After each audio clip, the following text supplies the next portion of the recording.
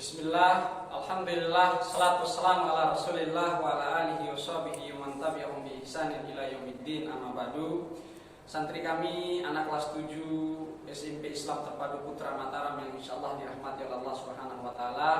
Alhamdulillah kemarin kita sudah menyelesaikan bab objek IPA dan pengamatannya, sudah tuntas dengan ulangan harian. Sekarang kita lanjutkan bab berikutnya, yaitu bab klasifikasi benda. Baik, di samping Ustaz sudah ada slide. Kita akan bahas satu persatu slide ini selama beberapa menit ke depan. Pertama, sebelum melanjutkan tentang materi klasifikasi makhluk hidup, seperti biasa, agar lebih terarah, Ustaz ingin antum mengamati atau melihat tujuan pembelajaran yang akan kita atau tujuan pembelajaran yang kita harapkan setelah selesai pembelajaran ini antum bisa memahaminya. Yang pertama, setelah mengikuti kegiatan pembelajaran, antum semua dapat menjelaskan benda-benda di sekitar kita yang bersifat alamiah dan bersifat buatan manusia. Jadi benda yang ada di sekitar kita ini kita kelompokkan, kita klasifikasikan. Mana yang benda yang bersifat alami, hidup, tumbuh jadi dengan sendirinya atau dengan ciptaan Allah secara langsung, dan ada yang dirubah oleh manusia. Semua benda ciptaan Allah, tapi ada beberapa benda seperti misalnya sepeda. Sepeda itu kan buatan dirakit oleh manusia. Dengan izin Allah dirakit oleh manusia, motor, mobil dan misalnya. Yang berikutnya, setelah mengikuti kegiatan pembelajaran ini, antum diharapkan dapat menjelaskan kegunaan dari berbagai benda-benda yang ada di sekitar kita. Yang berikutnya, setelah mengikuti kegiatan pembelajaran, antum semua dapat menjelaskan ciri-ciri makhluk hidup. Itu poinnya. Jadi, antum tahu apa itu benda alami, apa itu benda buatan manusia, manfaat dari benda-benda itu, dan ciri-ciri dari makhluk hidup. Jadi kita kelompokkan mana benda hidup, mana benda mati, mana ciri benda hidup. Itu yang ingin kita bahas ke depan. Baik, sebelum memasuki materi, seperti biasa kita lihat dulu peta konsep pembelajaran kita. Apa sih maksudnya peta konsep? Peta konsep itu agar arah pemikiran kita, pengelompokan pembahasan yang kita bahas ini, kita tidak bingung gitu. Jadi kita bisa melihat dari peta konsepnya. Kita baca sama-sama, klasifikasi benda. Ternyata benda itu ada dua, ada dikelompokkan menjadi dua. Ada benda hidup, biotik, ada benda mati, abiotik. Jadi ada benda hidup disebut dengan biotik, ada benda mati disebut dengan abiotik. Jadi A itu tidak, biotik itu hidup. Abiotik tidak hidup, artinya benda mati. Jadi benda itu terdiri dari benda hidup, biotik, dan benda tak hidup, abiotik. Benda hidup memiliki ciri-ciri. Ada bernapas, bergerak, tumbuh dan berkembang, reproduksi, nutrisi, membutuhkan makanan dan minum. Itu nutrisi, iritabilitas. Ada lagi, tapi dalam materi tahun ini dikeluarkan, ada juga dulu tuh ekskresi, mengeluarkan zat sisa metabolisme. Nah, tapi tidak apa-apa, kita bahas sampai di sini. Dari segi ciri-ciri benda hidup itu, benda hidup biotik itu terdiri dari bernapas, dia bisa bernapas, berarti benda hidup. Dia bergerak, berarti benda hidup. Dia tumbuh dan berkembang, berarti benda hidup. Dia bereproduksi, berkembang biak. Berkembang biak, ayam bertelur, sapi beranak, itu namanya reproduksi, berarti benda hidup. Nutrisi, membutuhkan nutrisi, dia makan, berarti itu ciri benda hidup. Iritabilitas, peka terhadap rangsangan, seperti mata kita kalau kena silau langsung sakit atau langsung apa, itu namanya ciri dari makhluk hidup. Kemudian dari dengan cara mengamati. Kalau dengan cara mengamati, kita butuh alat bantu berupa mikroskop. Kita juga bisa melihatnya dengan alat indera, melihat dengan mata, mendengar dengan telinga, atau kita bisa mencium benda-benda di sekitar kita ini dengan hidung dan alat indera yang lain. Kalau dikelompokkan, dia bisa dikelompokkan dengan kunci dikotomi dan kunci determinan. Apa itu kunci dikotomi, kunci determinan, nanti kita bahas pada pertemuan berikutnya. dan dari jenis. Ternyata jenisnya itu akan terbagi menjadi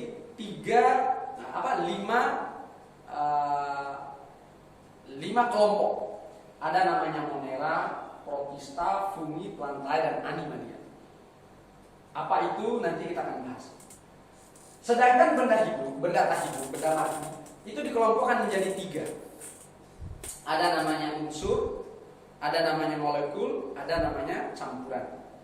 Jadi unsur tidak ada pembagiannya, molekul dibagi menjadi molekul unsur dan molekul senyawa. Campuran dibagi menjadi campuran homogen dan campuran heterogen. Jadi benda hidup itu ada 4 cara mengetahui bahwa dia benda hidup dengan ciri-ciri. Bisa diamati dengan alat indera, bisa diamati dengan mikroskop, tapi tidak mesti yang bisa diamati dengan alat indera dan mikroskop itu langsung kita bilang benda hidup. Tidak, harus punya ciri seperti itu. Dan dia bisa dikelompokkan dengan kunci dikotomi dan kunci determinan. Dan dia bisa dimasukkan atau kelompokkan dalam jenis Monera, Protista, Fungi, Plantae, dan Animalia. Adapun benda tak hidup kita akan kelompokkan menjadi 3, unsur, molekul, dan campuran. Jadi kita harus paham dulu pokok peta konsepnya biar lebih terarah, sehingga kita tidak kesana kemari ketika ingin mengelompokkan makhluk hidup itu. Selanjutnya, benda di sekitar lingkungan kita. Semua benda yang ada di sekitar lingkungan kita itu merupakan objek yang diamati dalam ilmu IPA. Semuanya, benda hidup, benda mati, itu adalah objek semua yang dipelajari dalam ilmu. Benda-benda tersebut dapat dikelompokkan atau diklasifikasikan entah ke dalam benda biotik, benda mati, atau entah dalam dalam biotik benda hidup atau abiotik benda mati. Seperti gambar 1 yang Ustaz kasih lihat di sini. Ada tanah kering dengan pohon yang sudah mati. Jadi di sebelah situ yang kering itu abiotik. Sebelah sini yang hijau dan burung yang terbang di awan sedikit itu namanya biotik. Gambar 2 ada ikan di dasar laut dengan terumbu karang, dengan rumput laut dan semuanya, dan makhluk-makhluk hidup lain itu termasuk dalam kelompok biotik. Gambar 3 ada cahaya matahari, ada matahari di situ, ada air, ada awan, cahaya matahari, air, awan, tanah tadi di gambar pertama itu termasuk dalam kelompok abiotik. Adapun gambar yang kedua ikan, ada tumbuh-tumbuhan laut itu namanya benda hidup atau biotik. Benda-benda di sekitar kita seperti lemari, ban, kursi, buku itu termasuk dalam kelompok abiotik, benda mati. Benda yang tidak butuh makan, benda yang tidak bisa berproduksi, tidak bisa menambah banyak dirinya sendiri. Lain kalau ikan bisa menambah banyak dirinya sendiri, berarti termasuk benda biotik atau benda hidup. Lanjut, materi kita yaitu tentang benda hidup, biotik, dan abiotik. Di situ sudah saya pisahkan, ada di sana benda biotik hidup, makhluk hidup, ada abiotik benda mati. Ada di situ ada anjing, ada kucing, ada ikan yang sedang viral baru-baru ini, ikan besar itu ikan mas. Itu ada tunas bambu, ada burung, itu burung apa ya, lovebird atau apa itu. Ada cacing, ada fungi atau jamur. Semua itu deretan itu masuk dalam kelompok benda hidup biotik. Adapun yang ini abiotik, api, ada batu, ada hujan, air hujan, ada bata, ada awan, cahaya matahari, dan seterusnya itu termasuk abiotik. Jadi begini, sebelum jauh Ustaz ingin jelaskan, kalau hujan itu namanya gejala kejadian abiotik. Kalau hujan, kejadiannya hujan itu. Kalau air hujan itu abiotik.